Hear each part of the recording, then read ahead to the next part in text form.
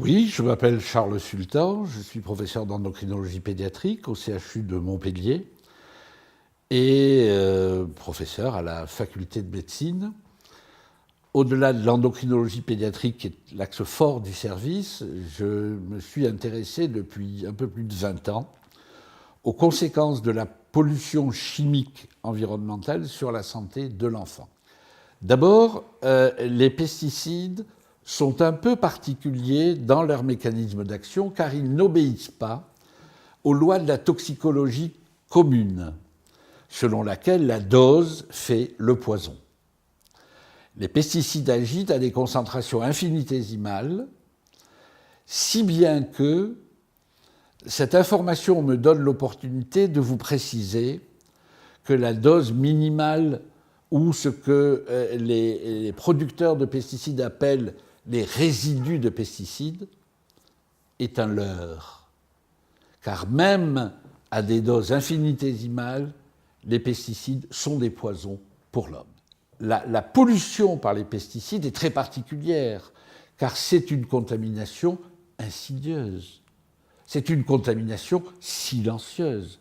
Vous ne voyez pas sur vous les stigmates de la pollution, mais ils sont déjà dans vos cellules. Et on sait que les pesticides, qui non seulement sont des perturbateurs endocriniens, c'est-à-dire ils vont déséquilibrer la balance hormonale, perturbateurs endocriniens, mais n'oubliez pas qu'ils vont agir sur de très nombreux systèmes, sur le système nerveux, sur le système immunitaire, sur le système sanguin et enfin sur la croissance des cellules. Les pesticides sont des oncogènes. Les pesticides sont des facteurs, comme le glyphosate, qui sont des facteurs qui favorisent le développement du cancer. Et donc, il faut les considérer dans leur globalité et non plus à travers le prisme d'un organe, d'une fonction ou d'un pesticide. Donc, au total, je reviens au fœtus car c'est mon combat, au nouveau-né, à l'enfant. Il va être pollué par des milliers de produits chimiques qui s'additionnent, qui vont perdurer, être stockés dans le tissu adipeux et s'exprimer à distance. Ils vont non seulement bouleverser l'équilibre hormonal, mais interagir avec l'équilibre sanguin, l'équilibre immunologique et demain avec les systèmes de défense ou de prolifération du cancer.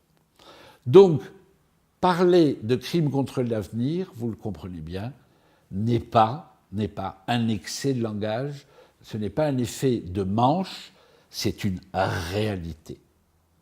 Si bien qu'il y a 10 ans, lorsque nous avons, avec le député Gérard Bapt, signé l'appel de Montpellier, il proposait de réduire, moi je l'ai dit clairement, il faut bannir les pesticides. Je vous signale que le Danemark a banni les pesticides, et c'est un argument que vous devez utiliser pour les citoyens suisses.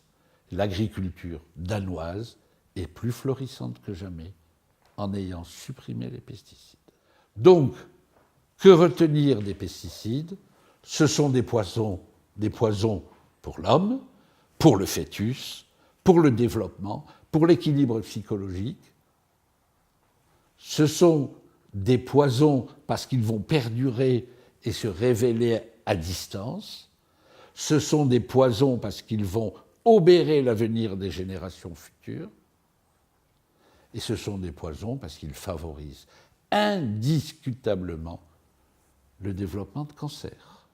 Les pesticides réduisent le développement du système nerveux, diminuent le développement intellectuel, et il n'est pas exclu qu'ils augmentent les troubles, notamment les troubles du comportement, et d'aucuns voient à travers les pesticides un acteur clé dans l'augmentation exponentielle de l'autisme. Et on sait que la spermatogénèse d'un homme aujourd'hui est de 50% inférieure à celle de son père. Et un travail publié la semaine dernière montre que la réduction de la spermatogénèse continue d'être observée. Donc, irrémédiablement, nous allons vers un taux de stérilité chez l'homme de plus en plus croissant. C'est tout l'avenir de l'homme, de l'humanité qui est remis en cause à travers les pesticides. Nous rendons les hommes de plus en plus ou de moins en moins fertiles et les femmes de moins en moins fertiles. Jusqu'à quand allons-nous tolérer cette pollution de notre environnement sous la pression des lobbies hyper puissants, alors même que les rendements agricoles peuvent être au moins égaux en l'absence de pesticides?